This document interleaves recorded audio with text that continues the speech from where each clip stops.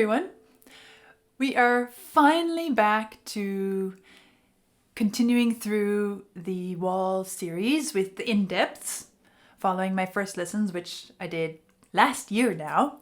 And, well, I had to take a break. There were things that happened and complicating schedules, and finally we get to dig back into it.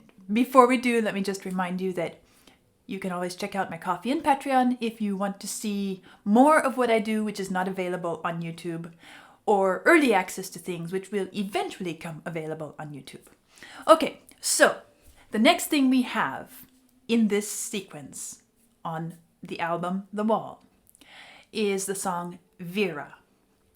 And I want to talk about the music first before I get into the whole context and links and between the different parts of the work and everything. So, musically, I was thinking, how would I describe this piece to somebody who had never heard it? Musically. Well, I would start by saying it is absolutely haunting. It has both a very intimate feel, but musically it's more expansive, more exposed out in the open, barren, perhaps a little bit angular, not really angular, sparse, I would say. It reminds me of, we could say, the landscape around Santa Fe, New Mexico, where you have these vivid colors, very sparse vegetation. It's very desert. You have these the rocks, and anyway, the melody is very minimalistic. Although it is not limited in range, but it includes this element of minimalistic writing where you don't use a lot of notes and you don't add a lot of embellishment. The chord progressions also are quite basic, although again, they're not limited to just the primary 1, 4, and 5 chords. They also employ the secondary chords, the minor 2 and the minor 6, which helps to enhance the harmonic color. Well, if I were going to walk you through the chords themselves, just the chord sequence, we have a G major chord. We're in the key of G, so that's our home. Then we have a D major. Then we go to E minor. Then we end up on a C. Back to D. And then as we reach the cadence, we go G, D, C, and finally end on an E minor. That is our first musical section in this piece. That's the first phrase, maybe even 2 phrases, but it sits as a unit. Now, after that, we have a little interlude, which is pretty much the same thing. And then we go back. But on the surface, it appears to be what we would call a through-composed piece of music. Meaning, the music doesn't repeat itself like, say, a song with many verses in which the music is identical.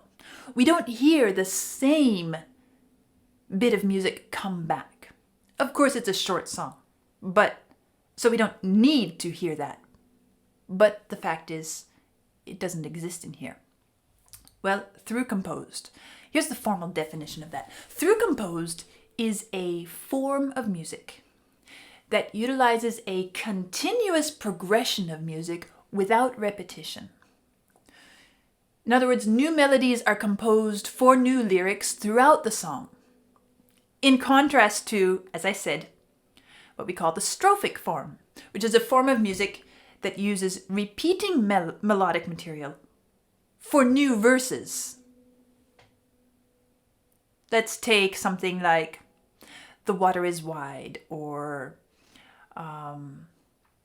Amazing Grace, or any song form where you have multiple verses and you sing the verses to the same tune. That's strophic. This is not. Well, of course, we only have one verse, but when we look closely at the melodic and harmonic structure, we find that there is one melodic line which is used kind of like a verse because it happens twice. What I mean is, even though our impression and our experience of the music is that it is something new in each line, there's actually more pattern and repetition than we might guess. Both its melodic outline and its chords are consistently the same, although the details of the melody, its little turns and what we might call embellishments, although they don't feel like embellishments, are unique to each iteration. Let me demonstrate the melody. So it starts like this. Remember Vera, right? So we have this D, a long D, repeated, sustained, whatever. And then that's on a G chord. Then we go to the D chord. And we end on E minor. Now, if we go a little bit further down in the music to Vera, what do we have? The same G chord with the same D in the melody. Vera, Vera. Here's the same D chord. What has become of... There's where it changes a little bit. Instead of... It approaches the E minor differently. But still, we end up on the same E minor chord with the same B in the melody. So it's actually incredibly alike. And you find that in the other phrases of the music as well. Now, between these two, what we could call matching portions of music, there's a little instrumental interlude, which, although it does start with a different pairing of chords, it also ends with the same basic cadence and progression.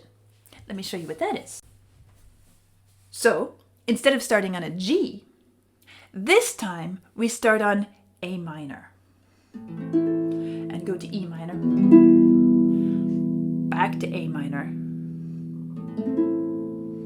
Then we get to hear what we heard before.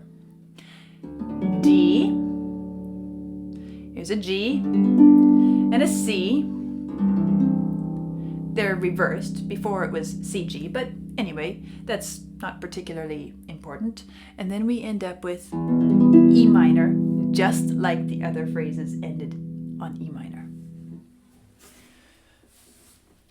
This is a good example of how to organize and design a song that feels new and fresh in each line, without ending up with some haphazard mishmash or overly complex collection.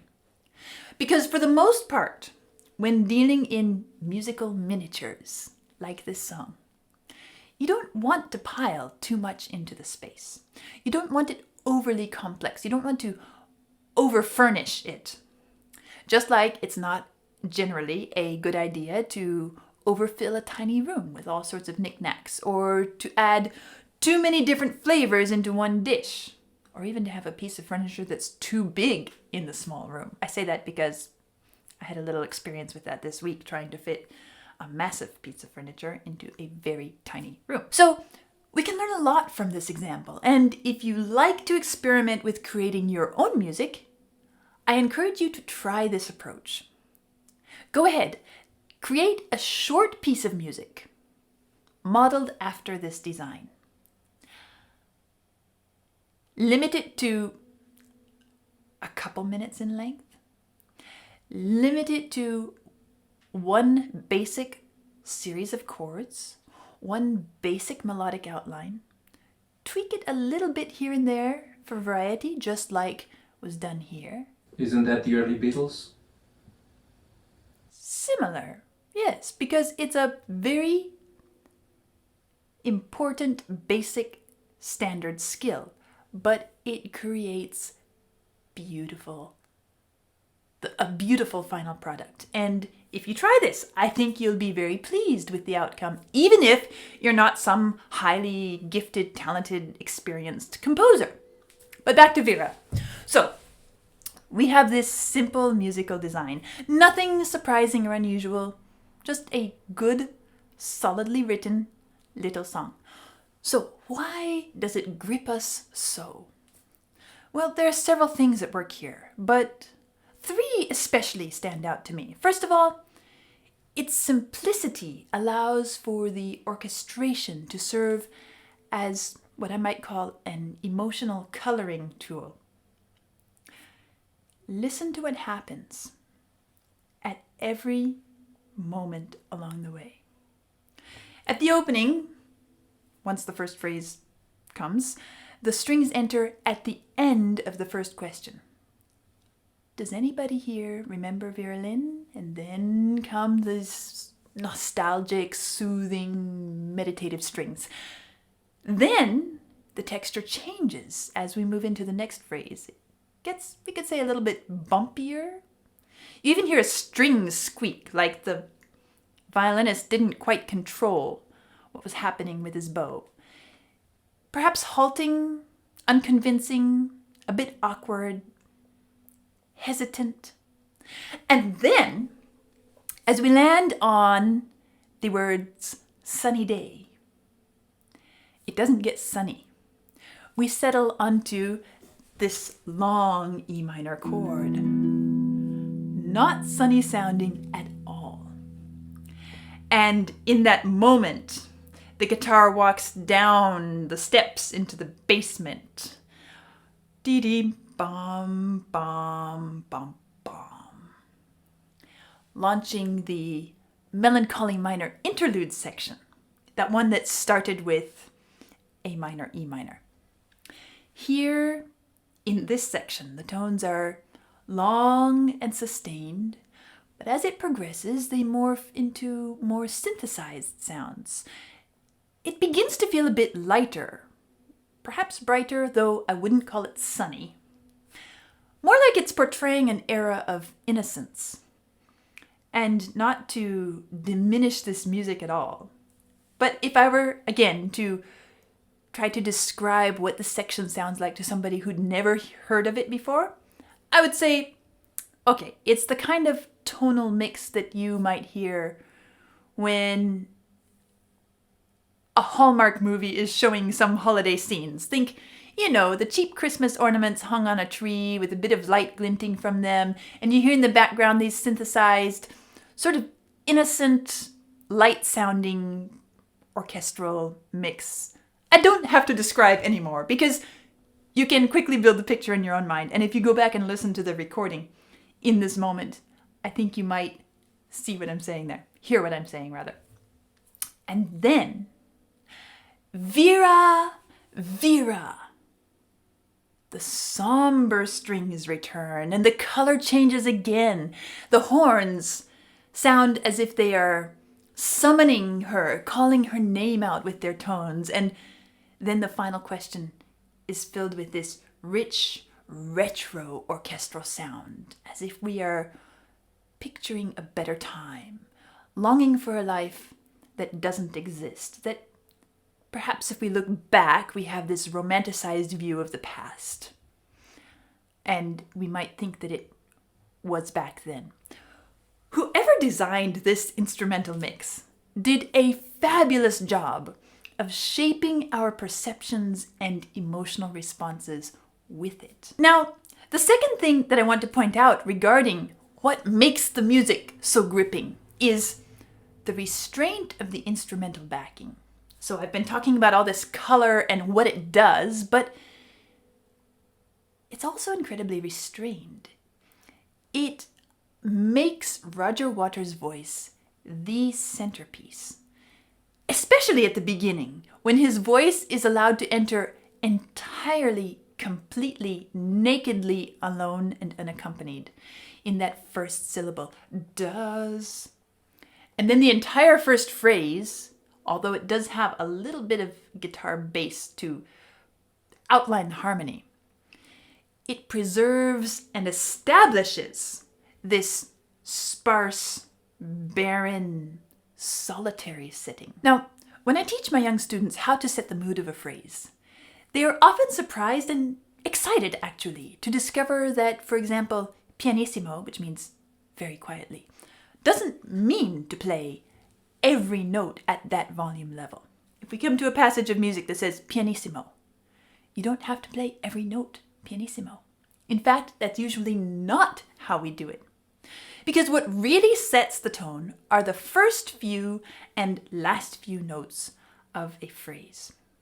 So if we start extra quietly and we end extra quietly, the audience gets the impression that it is truly an extra quiet phrase all the way through.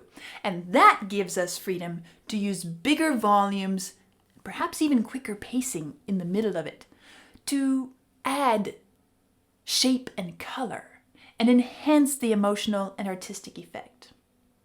But still the audience perceives it entirely as pianissimo. That's essentially what is being done here by setting Waters' voice so completely alone at the beginning.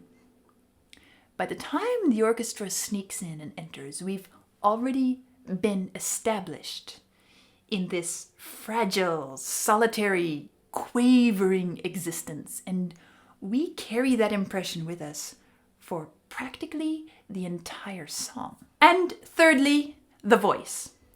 This, as I said, is the star of the song.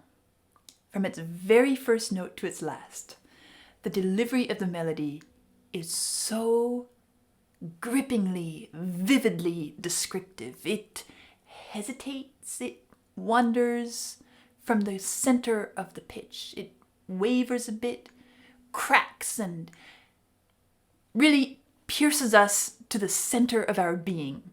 We feel the disillusionment and the sense of abandonment, loss, bewilderment, and so achingly sad in thinking back to the hopes that carried us through the dark days, only to discover now that they were a pipe dream.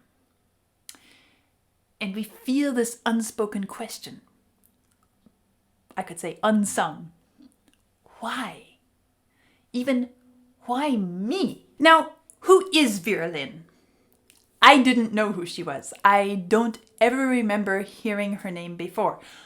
Obviously, I'm neither old enough nor British enough. So I looked her up and discovered that she was an English singer and entertainer whose musical recordings and performances were very popular during World War II. In fact, I went and listened to her recording of the song referenced in these lyrics, which turns out to be a signature piece of hers. We'll meet again. And the verse says, we'll meet again. Don't know where, don't know when, but I know we'll meet again some sunny day. It's actually a lovely piece of music. Melancholy, at the same time lyrically hopeful, creating an instant feeling of, again, nostalgia. Her style, I would say, is very similar to that of, say, Frank Sinatra. And I can understand why she was so popular in her day. In fact, what struck me more than anything when I listened to this song, because, of course, I looked it up on YouTube, was the comment section underneath. You can look it up yourself and read the comments.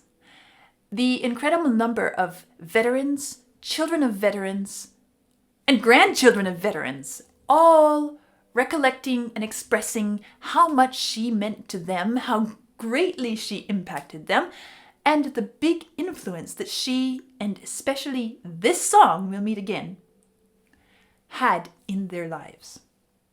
Now, in The Wall, many of the songs in this album are timeless, in the sense that their subject matter transcends world events, politics, the culture, and conflicts of time and place.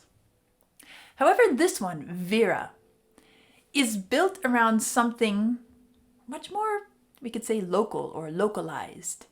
A public figure who, although large and well-known in her day, and we could say it was a long day because I read that she remained popular for pretty much her whole life afterwards and produced a lot of music afterwards, but still is clearly anchored in the World War II and post-war psyche of the British. Remember, I'm American, and I am several generations removed from that era, and that is why I had no clue who she was until I looked her up. But clearly, when this song was written, she was not, and even now for many, is not a forgotten name. So, then, why is the question phrased as it is? Does anybody here remember Vera Lynn? Remember how she said that we would meet again some sunny day? Vera, Vera, what has become of you? Does anybody else in here feel the way I do? And as we progress through the verse, we start to feel an aching nostalgia, the yearning for a better time, a better world, one which is truthful and sincere, in which the patriotic inspirations and encouraging hopes truly do come to pass in this life. Pink doesn't say it out loud, but by the end of the song, we unmistakably hear, why do I feel so abandoned, so forlorn and forgotten? Why am I left out? All the hope I had, it's given me nothing in return. Why do I feel like it's pointless to hope anymore? In other words, this song tells us how Pink's disillusionment has caused him to lose all reason for hope. He has become fatalistic, although he didn't want to become. He wanted somehow to believe. He wanted to believe that somehow, with the building of his wall, he could make things better, could heal the hurt. But no, it's not better, and it won't get better. There is a kind of safety in being barricaded behind this facade, in keeping oneself entirely unattached and unreachable. But, oh, if only the world that had been promised, that he had believed in once upon a time, could be true. Does anybody remember it? Does anybody else feel the way I do? Well, obviously, the question, what has become of you, is not directed to the person Vera Lynn, but rather to the idea that she represented. The idea that in spite of, or even because of, the sacrifices we make now, we can look forward to a happy reunion, a better world. The movie also is true to this sentiment, portraying Vera's promise coming true for everyone except Pink. And of course, we have to keep in mind that the movie scenes are merely illustrative of how Pink feels. Perhaps they exist in his imagination, but they certainly never actually happened. The train arrives in the station, the soldiers exit, and one by one reunite with their families, and while this happy scene is unfolding, young Pink is, just as everyone else there, in the station looking for his father. And a couple of interesting things to notice while we're on the subject of the film is that, first of all, he is alone. His mother is not with him, as we'd expect for such a moment. Meaning, again, that this is simply a symbolic illustration of Pink's inner experience. Notice also that he is the only one in the station who does not find anyone. Everyone else there finds their father, brother, lover, husband, everyone but Pink. It's a bit reminiscent of the brick one scene in the park where he's trying to get the strange gentleman's attention, isn't it? when he was rebuffed while all the other children in the park were with parents, companions, nurtured, happy, enjoying life, everyone except Pink. But now, let's take the first and last lines of the song, which are the quintessence of the entire piece of music. Does anybody here remember Vera? Does anybody else in here feel the way I do? And here's a question we should try to answer. Why this song? Why Vera and the next one, Bring the Boys Back Home? Why are these songs here between Nobody Home and Comfortably Numb? Why here, after Pink's total isolation behind his wall, after adopting his new persona, the heartless totalitarian fascist? And I went into that in the previous song, which you can look up and find the link here if you haven't seen it yet. Well, first of all, as I mentioned earlier, it's an expression of fatalism. Hope is futile. Hope has failed. Not only is there no hope of building new relationships, as has kind of been the topic throughout the earlier songs, but now, in addition, the conclusion that there is no possibility of restoring or renewing past relationships. In other words, the hope of reunion or of recovering what's been lost doesn't exist. Therefore, any desire for such things as family, companionship, friendship, brotherhood, or any other relationship based on love is a waste of time. There's no relationship that is true, valuable, lovable, at least not for Pink. And yet, he misses it. Secondly, this is an obvious revisiting of the first break. Why? In spite of his new resolve to force sense and order into his life, Pink still cannot let go of the past. He's constantly turning backwards, even against his will. This time, going all the way back to the beginning, where, for him, everything began. His father's death. In spite of Vera Lynn's, or actually society's, assurances that all will turn out well in the end. And this lets us know that no matter how convincing he manages to appear in his new life, Pink is not what he presents himself to be. He is not rotten to his core. Well, as I said in Nobody Home, that makes him even more dangerous because he has something to prove to the world and, more importantly, to himself. But anyway, we'll come to that in a later song. So then, does anybody here remember Vera Lynn? Does anybody else in here feel the way I do? No, nobody remembers. Not because they can't remember, but because nobody thinks about it anymore. Everyone has a life, a family, connections, community. Nobody feels the way I do because you have your life. You are living your life. But I, Pink, I didn't get my father back, and my life has been destroyed by that loss. Well, in this way, Pink is reassuring himself that the place for him to be is behind his wall, and that his new persona is the right identity to have, to own, and to live. He is right. He is on the right track. That is what he believes. I'll see you next time.